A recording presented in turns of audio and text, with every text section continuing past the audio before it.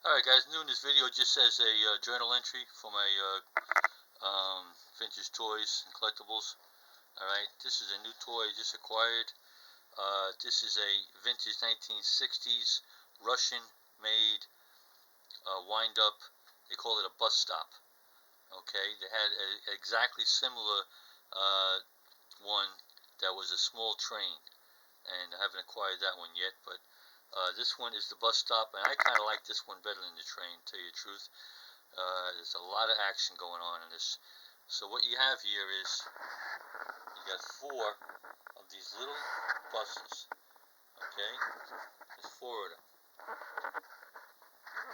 and at the moment inside the tunnel here is two tiny cars.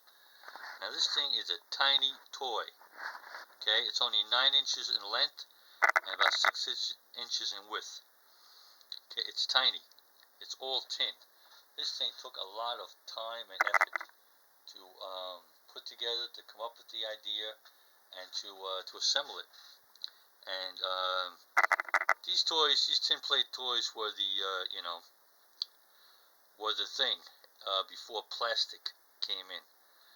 When plastic came in, started being used for everything, the tin plate toys all died. However, there are a couple of companies. Schilling is one of them. I have several of their toys. They make an exact duplicate of this toy. Exact duplicate. But at any rate, this one here has a little marking on the bottom which tells me that it is the Russian one. This is just incredible. I'm going to show you what's really incredible about this is the artwork, the graphics. It's just the time involved.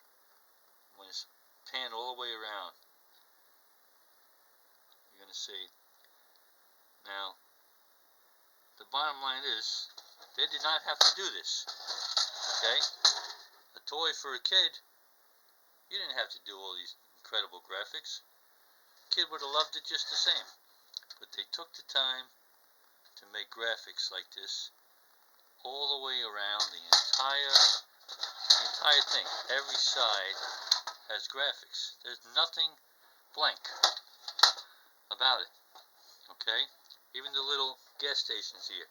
These little gas stations, they have a pump in the front. There's a little gas pump in the front. Windows in the back. It's just, the detail is just incredible. That's what makes me love it, is the detail and the work that it took. Now on top of that,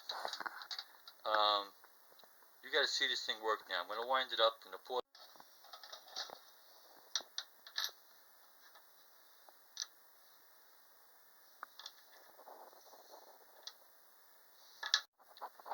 Okay, so she's all wound up now, and I'm going to give it a ride, give you the top view first, and I'll move around as I go. I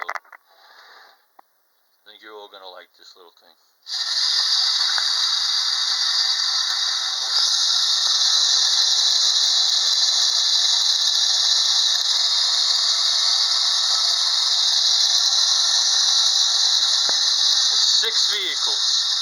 Six vehicles moving separately. I'm not positively sure, but I believe it is a chain-driven mechanism. I'm not positively sure about that.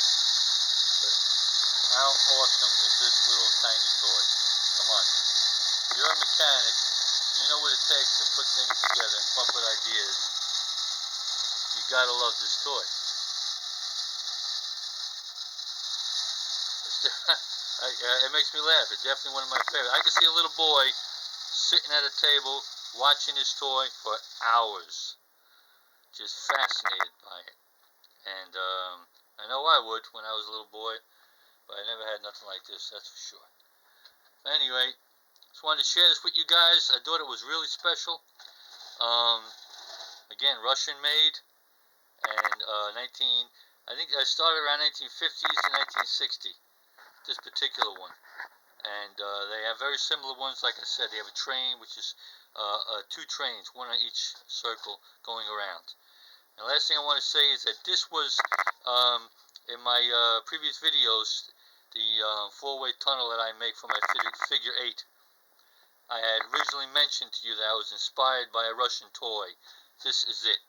When I seen this toy and seen it in action, that's what inspired me to make that four-way tunnel for Farmville.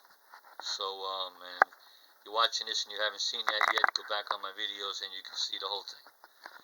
Alright guys, thanks for watching. Welcome your comments. Let's give it another quick turn and a half here.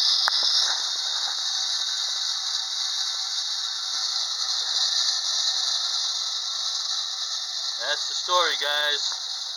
Book 'em, Dano.